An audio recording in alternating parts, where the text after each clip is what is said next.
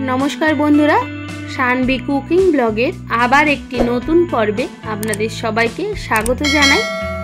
आज के आमी सम्पूर्ण निरामिष और भीषण सुस्वादु एकटी रेसिपि शेयर करब। आशा करी आज के रेसिपि आपनादेर भालो लागबे। तो आज के रेसिपि बानानोर जोन्नो एखाने आमी 4टा बड़ साइजेर पटल एइभाবে केटे निয়েছি और दुटो मीडियम साइजेर आलू सेटाও এইভাবে কেটে নিয়েছি আর নিয়েছি কয়েকটা সয়াবিনের দানা আর কয়েকটা পাঁপড়। আমি এখানে ছোট পাঁপড় ব্যবহার করছি, আপনারা চাইলে যে কোনো পাঁপড় ইউজ করতে পারেন। এরপর আমাদের একটা মশলা বেটে নিতে হবে। তার জন্য এখানে নিয়েছি একটা মিডিয়াম সাইজের টমেটো কুচি আর 4 থেকে 5টা কাঁচা লঙ্কা। ঝালের পরিমাণটা আপনারা অবশ্যই কমিয়ে কিংবা বাড়িয়ে নিতে পারেন। আর নিয়েছি সামান্য আদা কুচি আর দুটো কাশ্মীরি লঙ্কা।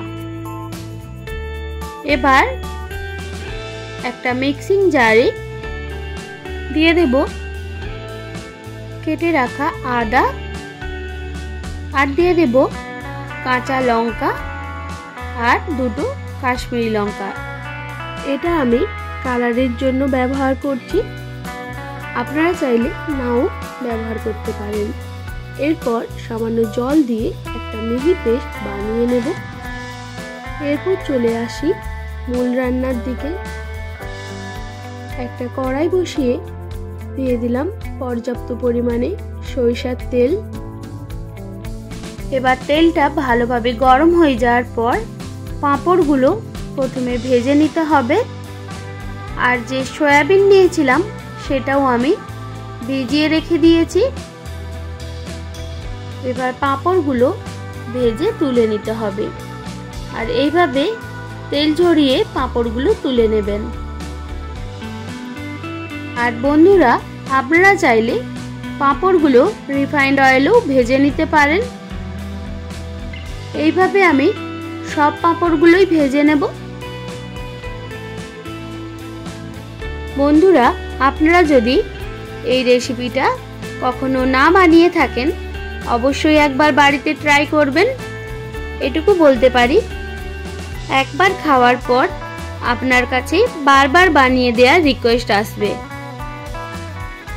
আমি এখানে পাঁপড়ের পরিমাণটা একটু বেশি রেখেছিলাম, তবে আপনারা চাইলে পাঁপড়, আলু কিংবা পটল কিংবা সয়াবিন সব কিছুর পরিমাণ কমিয়ে কিংবা বাড়িয়ে নিতে পারেন। পাঁপড়গুলো সব ভাজা হয়ে গেছে। এবার ওই তেলের মধ্যে অ্যাড করে দিতে হবে কেটে রাখা আলু আর পটল। আলুগুলো দেওয়ার পর তেলের সঙ্গে মিক্স করে নিয়ে অ্যাড করে দেব কেটে রাখা পটল। এবার পটল আর আলু খুব ভালোভাবে মিক্স করে নিতে হবে।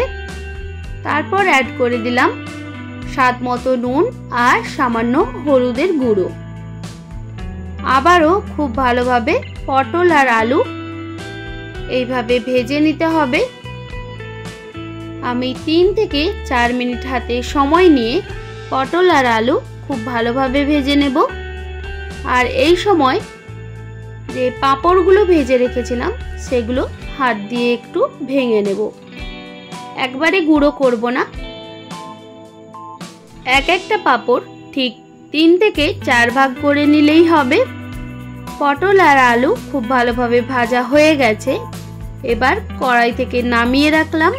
এরপর ওই তেলের মধ্যে যে সয়াবিনগুলো ভিজিয়ে রেখেছিলাম সেগুলো জল ছেঁকে এইভাবে তেলের মধ্যে দিয়ে স্বাদ মতো নুন দিয়ে সয়াবিনগুলো ভেজে নেব।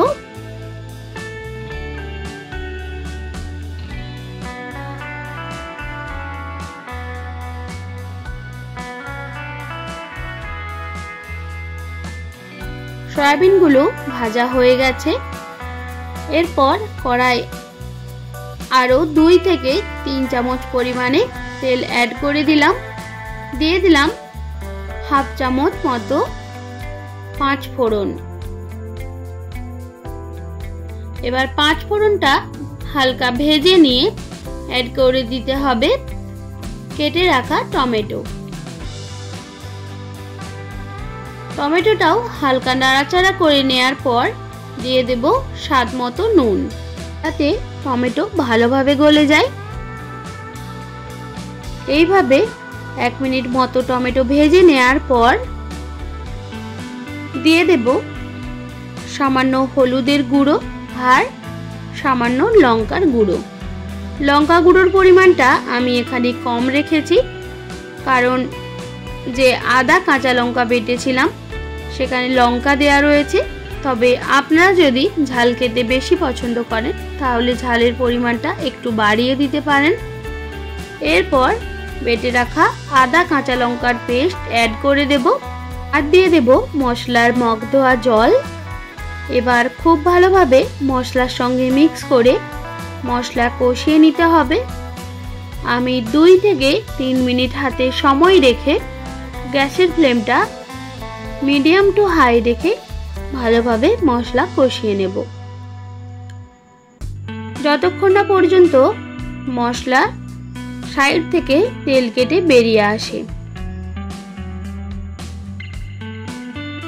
2 মিনিট মতো মশলা কষিয়ে নেওয়ার পর অ্যাড করে দিলাম হাফ চামচ মতো জিরের গুঁড়ো। আমাদের মশলা কষানো প্রায় রেডি হয়ে এসেছে।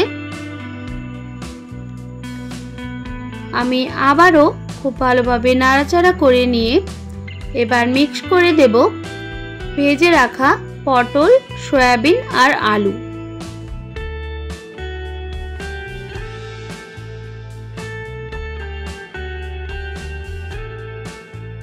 এবার এই সমস্ত উপকরণগুলো মশলার সঙ্গে মিক্স করে নিতে হবে।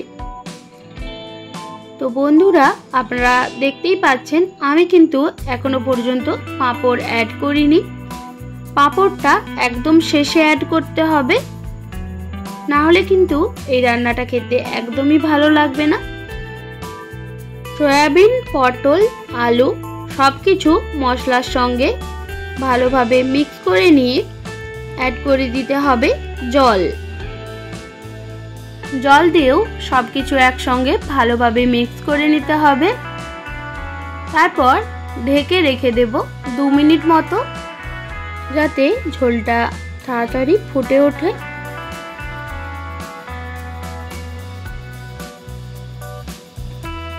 এরপর ঢাকনা সরিয়ে আবারও খুব ভালোভাবে মিক্স করে নিতে হবে।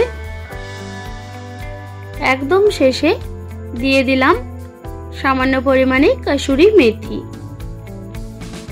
আর দিয়ে দেব একদম সামান্য পরিমাণে গরম মশলার গুঁড়ো